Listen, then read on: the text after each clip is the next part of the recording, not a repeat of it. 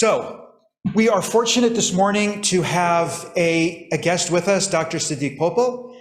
Dr. Popal is a teacher at USF. He's on the faculty there as a professor of linguistics. That's his day job, and I imagine it keeps you plenty busy. But what Dr. Popal's been called to do over the last few months is he's also a member of the Noor Islamic Center in the East Bay, which is an Afghani community. And when we withdrew from Afghanistan, as you know, there were many Afghanis who had been involved with the American forces in different ways, who suddenly found themselves caught between the American troops withdrawing, the sudden collapse of the Afghani government, and the Taliban coming back into power. And so they understood that they really needed to get out. And we, the United States, you know, many people were brought to the US and other places. More probably should have been than were. And then suddenly you have these refugees arrive here with very little help or support, and in a new country, in a new place, and not quite knowing what to do. JFCS, actually, Jewish Family and Children's Services, has been trying to work with those families as well, and has actually been funding some of the efforts at Noor. But Noor has been really much more hands-on, working directly with refugees and trying to make sure that they get what they need. And we want to be able to help support that hands-on work. And so Dr. Popal and I spoke a few weeks ago. Elizabeth actually introduced us and had a lovely, I had a lovely conversation. I hope similarly you enjoyed it. And so I really wanted him to come and join us so we could hear directly from Dr. Popal what the work is that they're doing. And then we'll send out some information after Shabbat about some different ways that we can support, including an Amazon wish list for people with winter clothes and other kinds of items, and also a way to donate to Noor specifically for this issue of helping Afghani refugees. So we're honored to have you with us and grateful for you taking so much time out of your day job to do this incredible humanitarian effort. This is a generous introduction. Thanks a lot. Welcome. Distinguished Rabbi Booth, respected synagogue leaders, Elizabeth, Ben, and ladies and gentlemen, good morning, shalom, and assalamu alaikum wa rahmatullahi wa barakatuh. I would like to thank Rabbi Booth for giving me this very unique opportunity to visit the synagogue. This is my second time I come to a synagogue. The first time I visited the synagogue in Iran when I was running away from the Russians. Somebody wanted to interview me, and the safest place to interview me to get some information about Afghanistan was a synagogue. He was Jewish, but he also belonged to a leftist group there in Iran fighting the Ayatollah. So he wanted to hear what was going on. His leftist group was a different brand. It was not the Russian brand, it was the Chinese brand. So there are different brands of leftism, I believe. And so I agreed to go and visit him in the synagogue. And now this is my second time. I'm really honored to have this opportunity to come here. This is a beautiful place. I'm already inspired by the prayers, by all this friendship that you have and the way that rituals and everything. Thank you very much for inviting me. And thank you very much for listening to me. So in order to give you, Rabbi Booth, give you some information about what we do at the Noor Islamic and Cultural Community Center, to give you some kind of a context and background that this whole thing about Afghan refugees started with the Soviet invasion of Afghanistan. I actually need this because it covers things that I don't want people to see. Thank you very much. So it started 1979, to be exact, on December 27 of 1979, when the Russians sent 120,000 Russian soldiers, Red Army, to Afghanistan and started slaughtering the people of Afghanistan. And people that they basically displaced 5 million Afghans from Afghanistan. I'm one of those victims of the Soviet invasion and occupation of Afghanistan. And there were thousands of people who were not as lucky as I am, that I made it to other parts of the world, but they were killed in Afghanistan. They were buried alive. That's how they did it. They threw them out of the airplanes, and that's how brutal they were. Well, they stayed there until 1988 for almost 10 years, and then they were defeated, and then a group of Islamic fighters, they called themselves Mujahideen, they took over in 1995. Of course, when the Soviets left, they left a puppet government in power. And then that didn't last very long. and then the Mujahideen took over, and they were started infighting with one another. So civil war started in Afghanistan, and they did a lot of damage to the country, to the people. And so that's how Taliban came into power in 1995.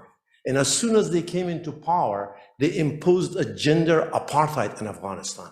And they basically deprived more than 50% of the population from education, women, from education, from working, from having a bank account, from basically living. They were not even allowed to go shopping without the accompaniment of a man. So they basically, that's how they did it, and they were there until 2001, until they also harbored Osama bin Laden, and they didn't give it back to the United States. In 2001, we went there and occupied Afghanistan for the last 20 years. And finally, in August, we left, and the Taliban took over, and people knew what kind of government they could impose, and they have already started that, doing the same thing, closing all girls' schools, depriving women from working, from possessing property, from going outside. All these ugly things that they did in the past, they're repeating the same thing. They are violating every possible human right that you can name it, especially for the women. And so people, as Rabbi Booth mentioned, they had to leave. And the American, some of these Afghans, they work for Americans. They basically, they protected American soldiers. We meet people here that they have lost their legs or their arms or something because they were bodyguards for American personnel in Afghanistan. So these are the kind of people that they come. And the United States airlifted 55,000 Afghans. Of course, they airlifted a lot more people, but 55,000 of them were Afghans. Actually, they airlifted more than 55. But when they were airlifted, they were brought to either Qatar or Dubai for security screening and for health screening. Some of them were not found desirable, so they were sent back. The 55, those that they were kept are the 55,000. And then from there, some of them for further screening for health and security, they were taken to either Germany or Italy. And then after that, they were found that they could come to the United States, and they were brought here, and they are distributed or placed in 8 different military installations in about 7 states. So there are only 15,000 of those people have been basically resettled around the United States. In the Bay Area, in the state of California, especially in the Bay Area, there are 2 agencies that they have federal contract to bring these immigrants or refugees to the Bay Area. One is the Jewish Family and Community Services, and the other one is the IRC, International Rescue Committee. Once they intake these people, then they give them some essential needs. The Jewish Family and Community Service is very active, extremely effective for resettling these people, providing some money for them, like $1,025 per person, and then also finding them housing. It's not easy, as you know, to find housing in the Bay Area. But then what they do is necessary, but not enough. And that's why where we come. So they send their clients to us. Some of their clients have been helped by them. Others that they're the people that they exit from these military installations earlier than they should. So they do not get the help from the Jewish Family and Community Services immediately as those with SIV visas and as those that they wait long enough in the military installation to come out. So those people that they go to them, they cannot give them anything. They send them to Nur Islamic and Cultural Community Center in Concord. We are in partnership with the city of Concord, and we have collected enough, not enough, but a lot of clothing articles and everything that they need, like toothbrush, toothpaste, clothing, socks, shoes, just name it. Basic blankets, sheets, pillows, baby formulas, diapers, wipes, things that they need. And then we basically made 6 different care packages, because all of these people do not have the same needs. So we try to meet the need of each family or each group separately. So one group, one care package is for people with children of between the age 1 month old to 5-year-old. So they need special, like they need baby formulas, they need diapers, they need things that other groups do not need. And for your information, 27 births was on the plane as they were brought to the United States. And over 200 births were on this refugee installation. So there are a lot more children than actually adults in this group. To give you demographic information, 44% of these 55,000 people that are here, 44% of them are children. 22 are women, 22%. The rest of them are all men. So we have a lot of children to take care of. And then the second group is children, 5-year-old and the 12-year-old, and then the teenagers, families with teenagers, each group of specific needs, and we needed to create these packages so that we meet their needs. And so when they are referred to us, we just do it slightly different, especially if they come or when they come, we have a big group like the Jewish family and community services, they send us like, let's say, 20 families or 10 families. And the IRC also send us 5-10 families. We prepare breakfast for them. We prepare lunch for them. I invite the city people like the mayor, the vice mayor, the council members, the elder members of the community, the board members that are elderly. I invite them to come and shake their hands, welcome them to the city of Concord, welcome them to California, that we help them. We also want to honor them, to see that they're in need today, but they were regular people the other day before the Taliban took over. We just want to honor them and give them this help in a very honorable way. And that's what we do. So the services that we do is we give them these things that I call them care packages, boxes and boxes of things. Plus, we give them $200 cash to do their grocery shopping. To start with, sometimes we started giving them these gift cards for the grocery stores, but then we found out that some of them didn't know how to use those gift cards. So we had to come back to the cash business too. That's, cash is king. I think all the world people know that. And so we started giving them cash, and they appreciate that. We also refer them to other services that $200 these days goes can buy so much groceries, but they need this all the time. So we have partnered with other organizations that they provide these grocery needs on a weekly basis for them. We refer them to those as well. And so this is the immediate thing that we do and we need for them. And of course, we need a lot more because a lot more people are coming. There are only from the 55,000, only 15,000 have been resettled. So there are 40,000 more people that will be coming to our cities all over the United States, and California and Bay Area is one of them. So we expect for the next 3 to 6 months to get a lot more people. And that's why I reached out to Rabbi Boot, and he gladly embraced the idea that he would inform you to see if you can help. And you can help by going to our website and looking at the gift registry from Amazon that I just checked this morning, that's there and it's live and works. And also you could do, if buying things is difficult, then you can also do donation through PayPal account that we have over there. And so this is the immediate need that they have.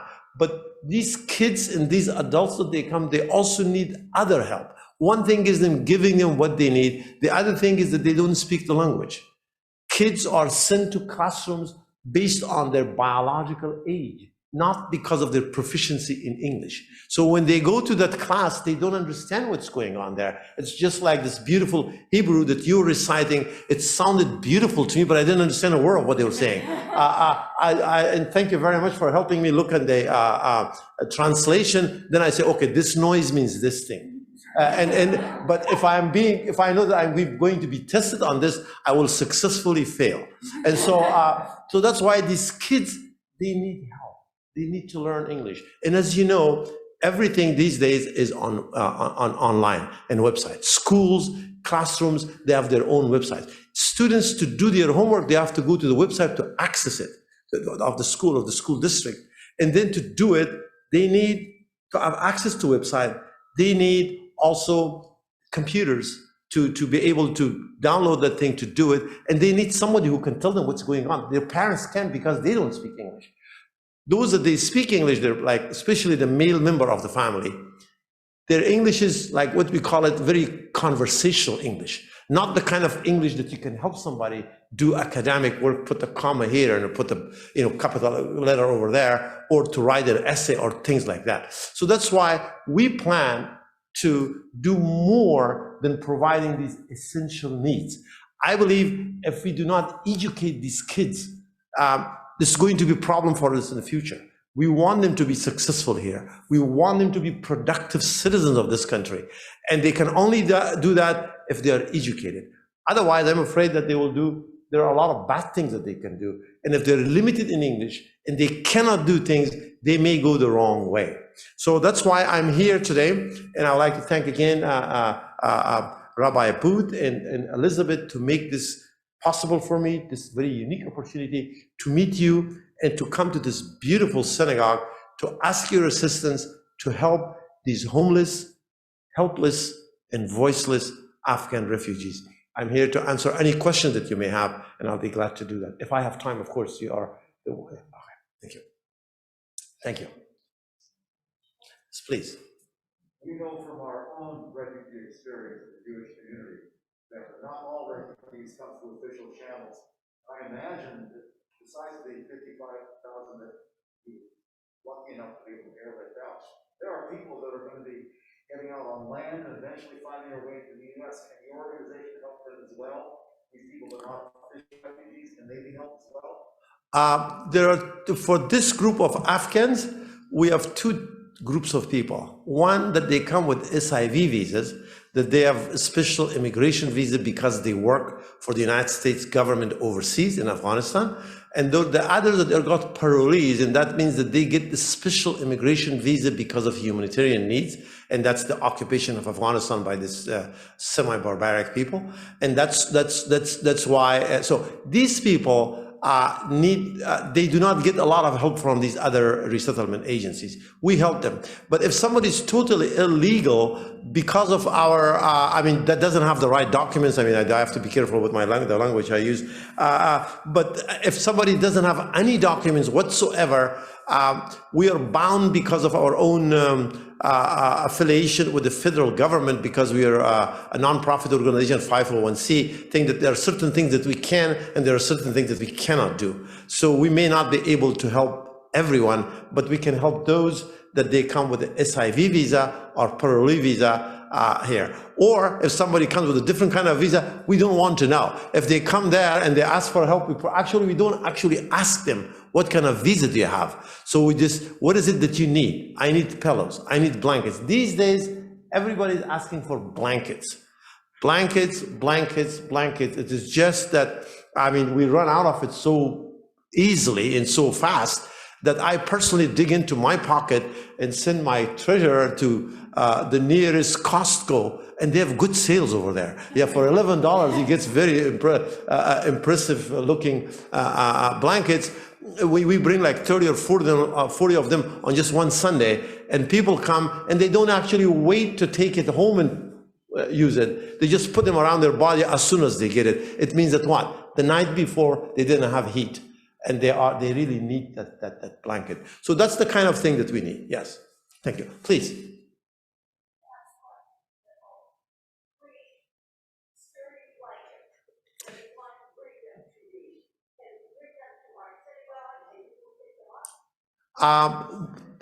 We could probably do that if it's a sizable number of blankets. Now that I know where it is, I will come. It's a beautiful city. I would love to visit this place again. One thing I've conveniently forgot to mention, because we were working with the city of Concord, and they helped us with the planning, with the mobilization, all of that.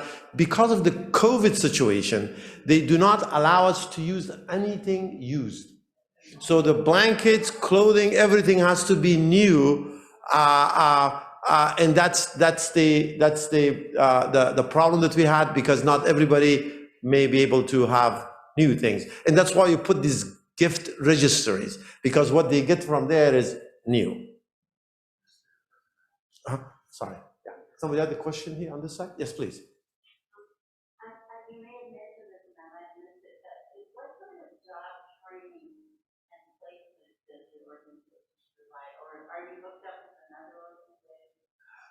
Unfortunately, we don't have any job training because we don't have any funds. We are one of those organizations that we're not getting any funds from any government agency.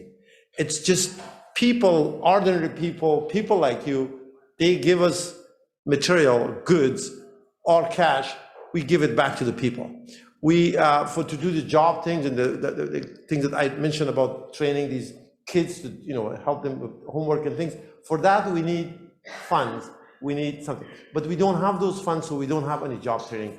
However, we have a congregation of about on Saturdays, on Fridays that we have prayers, we get somewhere between 400 to 500 people in the mosque. And it's just packed with people. The place is not as elegant and as beautiful as this place is. This is like, wow. Yeah, I'm really, I should take some pictures. Yeah, impress people.